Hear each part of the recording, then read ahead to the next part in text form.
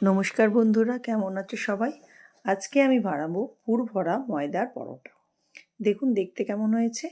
প্রথমে আমি কি করেছি, 1 কাপের মতো ময়দা নিয়েছি, তার মধ্যে হাফ কাপের কম একটু সুজি নিয়েছি, আর নিয়েছি নুন, গোলমরিচ গুঁড়ো দিয়ে আর একটু দিয়েছি চাট মশলা দিয়ে ভালো করে মিক্সড করে নিয়েছি। অল্প একটু চাট মশলা দিয়েছি। ভালো করে এটা জল দিয়ে অল্প অল্প জল দিয়ে প্রথমে মিক্সড করে একটা গোলা বানিয়ে নেব। এটা কিন্তু এমনি আমরা যেমন রুটি বা পরোটা করার জন্য যেমন ময়দা মাখি, সেই রকম কিন্তু ডো হবে না, একদম এটা পাতলা হয়ে যাবে।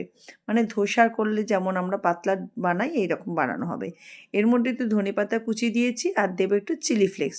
ধনেপাতা কুচি আর চিলি ফ্লেক্সটা দেওয়ার কারণ হচ্ছে ময়দাটা তো সাদা, তার মধ্যে সবুজ আর লাল পড়লে দেখতে ভালো লাগবে, ওই জন্যেই করা আর কি।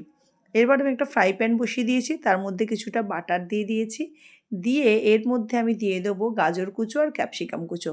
আপনারা এতে পারলে বাদাম দিতে পারেন, সোয়াবিন দিতে পারেন, তারপরে আপনারা আরও যদি কোনো সবজি থাকে, ধরুন আপনার ছেলেমেয়েরা খেতে পারে, কর্ন দিতে পারেন, তাহলে আপনারা সেগুলো দিতে পারেন, কড়াইশুঁটি দিতে পারেন। আমি এই দুটোই শুধু দিয়েছি।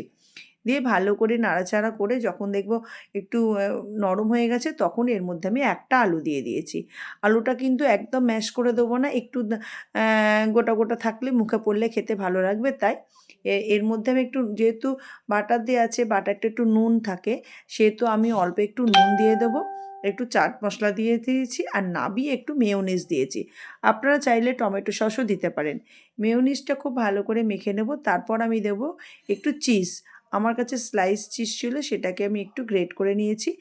আর আপনারা চাইলে দিতেও পারেন, নাও দিতে পারেন, কিন্তু এটা দিলে বাচ্চারা খেতে খুব ভালোবাসে। তো এবার চিজটা দিয়ে দিলাম, চিজটা দিয়েও খুব ভালো করে এটা মেখে আমি রেখে দেবো।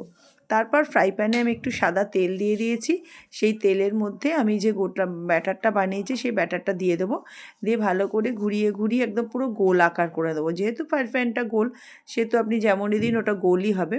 দেখুন এটা ওপরটা পুরো শুকনো হয়ে গেছে, এবার আস্তে করে উল্টে দেবো।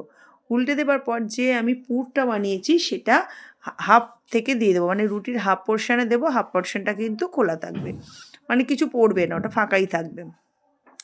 এরপর যখন পুরটা দেওয়া যাবে, তখন হাফ পোর্শনটাকে এর ওপর দিয়ে মুড়ে সামনের দিকটা খুব চেপে চেপে দেবো, যাতে ভিতরে পুরগুলো না বেরিয়ে যায়। দেখুন আমার তৈরি হয়ে গেল পুর ভরা পরোটা, ময়দার পরোটা। কেমন দেখতে লাগছে বন্ধুরা? বাড়িতে অবশ্যই একবার করবেন, এটা ভীষণ নরম হয়, আর একটা খেলেই কিন্তু খুব পেট ভরে যায়। আর আপনাদের বাড়িতে যেসব উপকরণ থাকে সেইটা দিয়েই কিন্তু আপনাদের হয়ে যাবে। ভালো লাগলে লাইক, শেয়ার, সাবস্ক্রাইব করে দেবেন। অবশ্যই ভালো থাকবেন। অসংখ্য ধন্যবাদ।